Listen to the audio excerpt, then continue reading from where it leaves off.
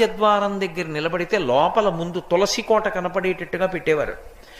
తలుపు ఇలా తీశారనుకోండి, వాటి దృష్టి ఎదురుగుండా ఉన్న వాటి దృష్టి తులసి కోట మీద పడుతుంది. అంత పెద్ద తులసి కోట ఉండేది లోపల.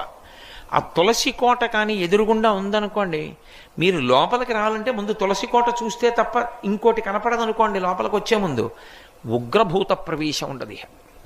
ఆ ఇంట శక్తి నిలబడుతుంది.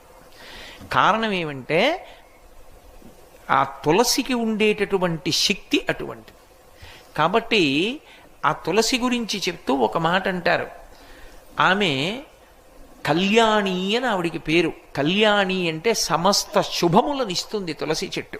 అలాగే సమస్త భద్రములనిస్తుంది తులసి చెట్టు. అందుకే ఇప్పటికీ ప్రాణోత్క్రమణం అయిపోతోంది, ఆయన తులసి కోట దగ్గరికి వెళ్ళకపోతే కనీసం తులసి నీళ్లు పొయ్యండి అని తులసి నీళ్లు పోస్తారు.